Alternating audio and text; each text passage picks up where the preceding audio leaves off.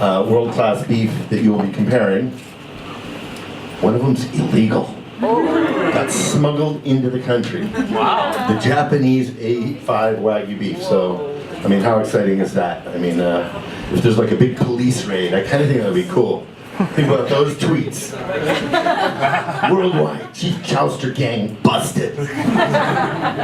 With no further ado, I would like to introduce Mark Schatzker.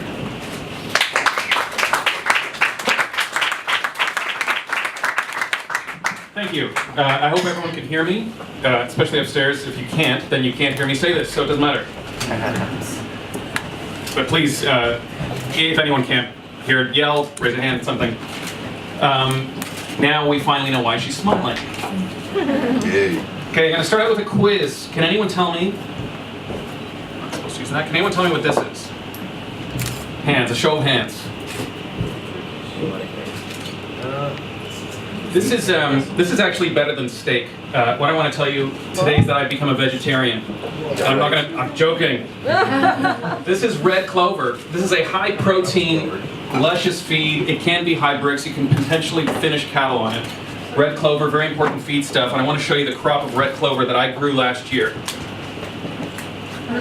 You can graze a rat on that for about 35 minutes. So what am I doing here? I'm going to talk to you about steak. I'm not a farmer, clearly. I'm the guy who wrote this book, which won an award for creativity for the title. And I want to tell you how that book started. It started about 20 years ago. I went out and I cooked my wife. I bought steak to cook my wife dinner. I went to the local market. It wasn't a supermarket. It was one of those kind of stores that doesn't really exist anymore. It was like a smaller version of a supermarket. And I bought 2 ribeye steaks, took them home, and I followed the Julia Child classic recipe for pepper steak. And it was a freaking awesome steak. Blew me away. Blew my then girlfriend, now my wife. We were both amazed. This was a really good steak. So the next day, I went to the same place. I bought 2 more of the same strip loins. Did the same recipe. And it wasn't as good. And I thought, that's weird. They looked the same. They didn't taste the same. What was going on? So I started to ask some questions. Start to talk to people, butchers. How do I get a good steak? Now this seems like a simple question. If it comes to something like wine, and you want to know what's a good wine, why did I like this wine? How does this wine taste? We have a whole culture for that. We talk about grape varieties, where it's from. We have words like terroir. The same thing for cheese and cigars. But steak was very simple. Everyone said what you want is marbling. You just got to go out and get marbling. And that's what I did. I spent a lot of money on very marbled steaks. And they just didn't seem, they weren't bad, but they weren't great. Then my brother moved to Chile. I went to visit my brother, and we planned a weekend away with a bunch of friends, rented a cabin on the beach, and cooked steak. We bought a whole tenderloin. And the thing to know about Chileans is they don't like Argentines. So when they say the best beef in Chile is from Argentina, it must be good. And we bought a whole tenderloin of Argentine beef.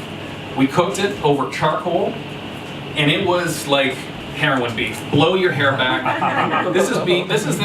Food is really good when you can't talk about it. You can just sit there and you're just mesmerized. Maybe the best you can do is muster a grunt. It was that kind of beef. So I said, what is the secret to this Argentine beef? Why is it so good? And they said, the secret is to just sprinkle salt on it. And I thought, okay, I've got it. That's the secret to great steak. You just sprinkle salt on it. So I flew back to Toronto, where I live. I went out and I bought some more of these steaks, and I sprinkled salt on them. And they tasted like grilled salt water. So something really wasn't making sense, and that's how this book started. It was a trip around the world to find the best steak, but it was more than that, an attempt to understand this beef that we love, this meat, the undisputed champ amongst meats, this meat that we devote entire restaurants to that no one seems to know anything about. I wanted to find out what makes for good steak. So I'm going to show you some pictures from that trip. Can anyone tell me what kind of cow this is? Maybe if I had awards to give out, I might get more answers.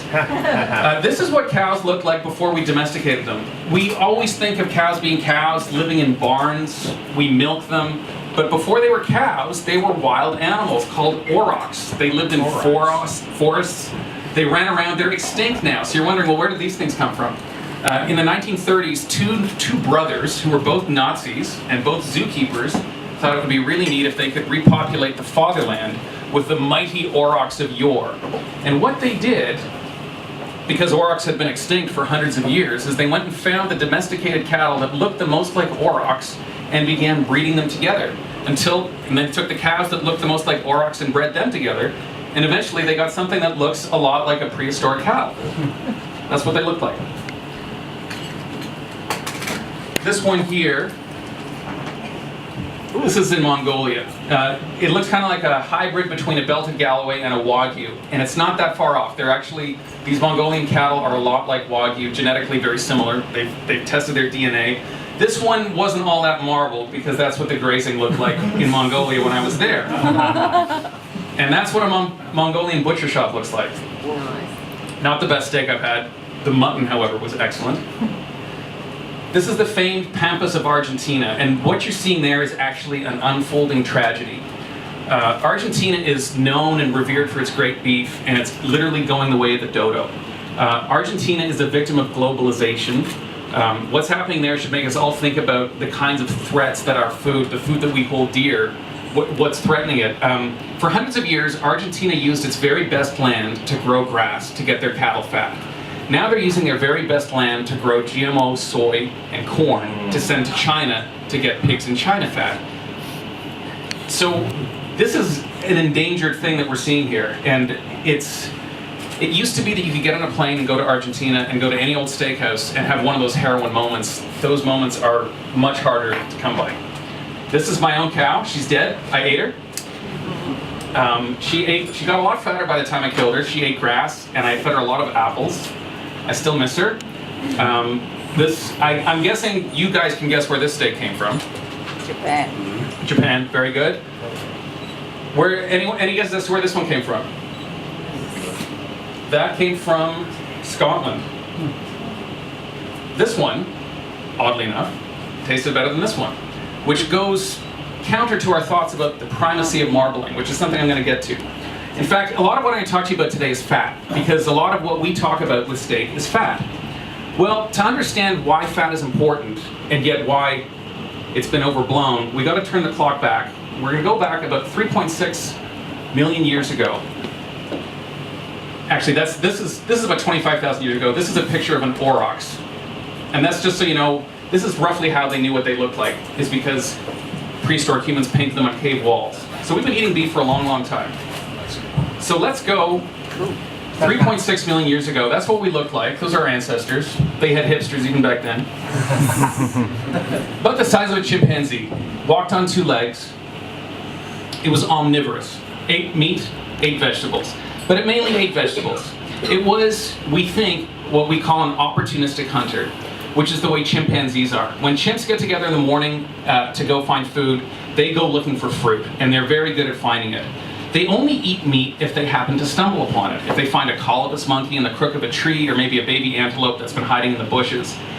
And if they find meat, they love it. An anthropologist described chimpanzees eating meat. He told me they eat meat with bone-crunching, skin-tearing glee.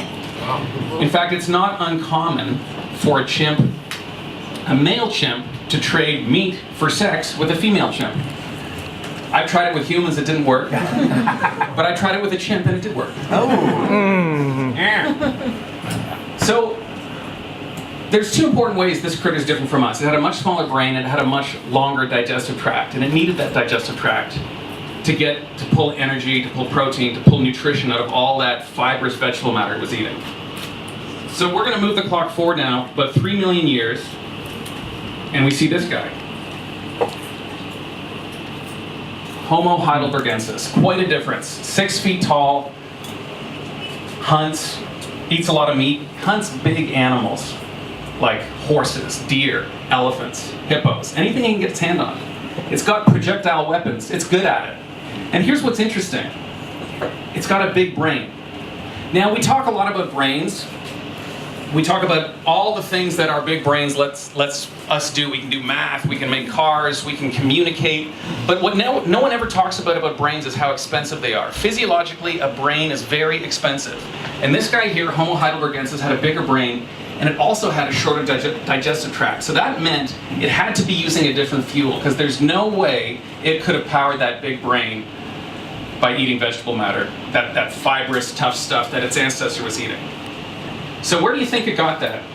Well, let's move even further ahead. This is now 25,000 years ago. This is us. This is Homo sapiens sapiens, hunter-gatherers, genetically identical to us. These are the guys that painted those pictures of aurochs in the cave walls in France. I'm going to ask another question. Can anyone guess how much meat one of these guys living in Europe ate 25,000 years ago per day, in one day? What was a typical day's worth of meat for these guys? 10 pounds each. I like where you're going. 3 to 4 pounds, but every day, 3 to 4 pounds. And here's the thing: it wasn't just any meat. I'm guessing you're looking at this guy and you're thinking about your inner carnivore, right? Everyone here feels a little bit like this guy, and that if you could get your hands on an antelope, you'd do that to it, right? Eat it down to the bone. But here's the thing: we like to think we're carnivores. We love beef. We relish the taste of a bloody steak. We are terrible carnivores. We humans suck at being carnivores, and the reason is that if we eat too much meat that's too lean, we die. It happened about 100 years ago, a little more. Explorers in the Canadian Arctic, having a look around, they got there and they thought, this is great. We don't need to bring our own food. There's all these rabbits running around everywhere. And that's what they ate. They trapped, they skinned, and they ate these rabbits. And they found that something funny happened. They couldn't really satisfy themselves. They were constantly hungry. So they kept eating more and more and more rabbit meat until their stomachs became distended with rabbit meat. You could see the bulge in their stomachs through their billowy Arctic clothing. That's how much rabbit meat they were eating. They had a constant craving for fat. They got a horrible headache. Their breath became putrid. They became confused, delirious, and they died. They literally were poisoned by protein. That's how bad we are at being carnivores. We can't eat lean meat. If we eat too much lean meat, we'll die. So maybe that's why these guys were drawing pictures 25,000 years ago of really fat-looking cattle. Because the funny thing is, anthropologists, they have all these interesting ideas about the lunar cycle and fertility and so forth, but if you show this picture to a cattleman, he'll say, hey, that's a nice-looking steer. Full brisket, full rump. Looks not that dissimilar to a picture of this. I took this photo at the Aberdeen Angus house up in Scotland. That's an exaggeration. That's a ridiculous picture. Cattle don't get that fat. That's also an exaggeration. We've always been concerned and obsessed with fat. And it continued happily, merrily, for 24,900 years. Fat was what we looked for, and fat was pretty dependable. Well, about a little over 100 years ago, a very important change happened to our food system. I'm going to talk about it in the context of North America, but I think it applies to the rest of the world. It became industrialized. We all know what cowboys are, right? Everyone's seen John Wayne movies. Cowboys were cow herds. They were like shepherds, but they moved cows around. And the way meat got to cities 150 years ago is it was brought there by cowboys. So there was definitely a farm-to-table thing going on. The cattle were literally driven to market. They weren't stampeded, they slowly ate their way there. And the cowboy culture that is so famous is a mixture of Spanish and Scottish herding culture. Most of the words come from Spain, like lasso, rancho, but most of the practices are actually Scottish. There used to be drives that would start in Texas and wind up all the way in New York City. Well, that all changed. They put up barbed wire fences, they built the railroads. Suddenly cattle weren't being shepherded to market. They were being taken there by trains. And they were being taken there in parts because they first went to be dismantled. They went to the Union stockyards in Chicago. In fact, Henry Ford got his idea for the assembly line after witnessing a cow and pig disassembly line in Chicago. Well, this created an interesting situation because now there wasn't this direct connection. Now the guy selling you the meat may not have seen the cow that it came from. And this had dire implications for quality because you couldn't look for something that looked like this and say, yes, I'll have one of those. One day you might get a whole ribeye from a prime Hereford steer that came off the Flint Hills of Kansas, and that was a great steak. The next day, you might get one from a 9-year-old dairy cow who'd spent half a winter starving in a barn before some farmer finally shipped it off. So there's real problems, real consistency problems. And when anything ever gets really bad, it's time for the government to step in. And that's exactly what happened. The USDA developed in 1926 its quality grades. And what did it do? The USDA did exactly what we've been doing for 25,000 years. It looked for fat. It looked for cattle like this. It basically said the fattest cattle will get the highest grade so long as they're not too old. And that's what they got. They got the grade of prime. And I think they were right. I think the USDA was absolutely right to come up with that. This was long before the days of marbling. They were looking for fat on the body. They had colorful names for it. They called it feathering. They called it frosting. And I think it worked. But here's the thing, we humans respond to incentive, and sometimes we create systems where we incentivize outcomes that we don't actually want. And that's what happened with beef. We told all the producers, we'll pay you more money for fat. So over the decades, it's been more than it's been almost a century now, producers have basically said, you want fat? We'll give you fat. And they got very good at getting cattle fat. The first thing they started to do was feed them grain. Grain is basically processed starch. That's what a feedlot diet looks like. But then they started doing more, because you can't feed cattle too much grain. Just the same way we're not good at eating lean protein, cattle aren't good at digesting a lot of starch. They get sick. They get acidosis, all that stuff that Michael Pollan talked about in The Omnivore's Dilemma. So they started giving them antibiotics, which stopped them from getting sick. Then they started giving them growth promotants, which is more like giving, basically steroids. That gets them big really fast. Now they give them something called beta agonists, which has some bizarre constricting effect on their blood vessels, which the only thing that matters to the producers is gets the cattle bigger, faster. We've gotten really, really good at it. In the 1950s, a typical feedlot steer in the United States was about 26 months old. Now it's down to 14 months. So we're essentially producing fat, mature veal. The steak looks red, it doesn't taste red. And that's, I guess, what I would call the modern flavor crisis in beef. And that's what I noticed all those many years ago when I went and bought that steak, is that it didn't have any flavor. It just, it looks like it's going to taste good and it doesn't taste good. And this is what we run into this time and time again when you go to a steakhouse and you pay a lot of money for a piece of meat that just isn't all that satisfying. That's why we drench them in sauces and Cajun rubs and do anything we can to make them taste good. So that's why we're here today, to get to the bottom of this. And a lot of that has to do with our perspective and how we think about meat. So I want to talk a little bit about some of the mistakes that we make. The first mistake we make is we focus too much on this, which is marbling. Now, I am still guilty of this because there's a mesmerizing quality about marbling. It's beautiful to look at. I would hang that steak on my wall. Even though I wrote a book about steak, Exploding the Myth of Marbling, I'm still guilty of it. I love to look at it. I'm always impressed when I see a piece of beef that's marbled. It's really hard to get this out of your head. But together, we will overcome. The second thing I want to warn everyone against is dry aging. Dry aging isn't bad, but we have made it a ridiculous fetish. People talk about having a steak that was aged 65 days. I don't know where this comes from. I think the reason is that for so long, restaurants were buying commodity beef, that dry aging is the only thing a restaurant or a butcher shop could do to differentiate itself from the guy across the street. So this became the great value-added thing someone could do to their steak to make it stand out. If you look at the meat science on aging, most of the tenderizing happens in the first 10 days. Maximum 2 weeks. You still get a little bit of tenderizing happening, but it's marginal.